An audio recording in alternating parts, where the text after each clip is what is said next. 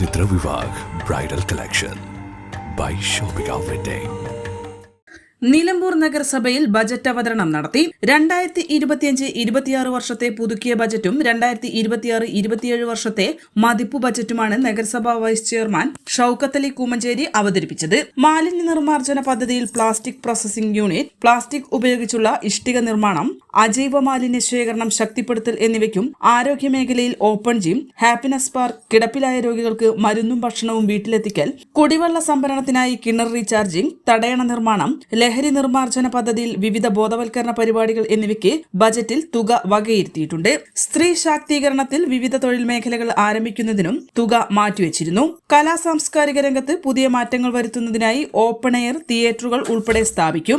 10,21,09,134 രൂപ മുന്നിരിപ്പും 61,53,90,219 രൂപ വരവും 61,39,8,167 രൂപ ചെലവും 10,35,92,985 രൂപ നീക്കിയിരിപ്പുമുള്ള 2026-27 വർഷത്തെ മതിപ്പു ബജറ്റാണ് വൈസ് ചെയർമാൻ അവതരിപ്പിച്ചത്.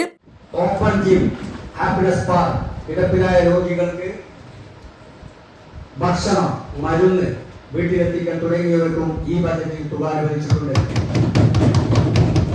കുടിവെള്ള സംരക്ഷണവും ജലസംരക്ഷണവും, വേനൽക്കാല കുടിവെള്ള ക്ഷാമം എന്നിവ മറികടക്കാൻ വിവിധ പ്രദേശങ്ങളിൽ തടയണകൾ നിർമ്മിക്കാൻ അടുത്തമായ എന്റെ കിണറ്റിലേക്ക് പദ്ധതി വഴി കിണർ റീചാർജിംഗ്, നീർച്ചാലുകളുടെ വികസനത്തിനായി ഇനി ഞാൻ ഒഴുകട്ടെ പദ്ധതിയിലൂടെ N4 news Nilambur. Atlas Fashion Minerva പടി നിലമ്പൂർ. ഇനി കുറഞ്ഞ വിലയിൽ കൂടുതൽ വാങ്ങാം.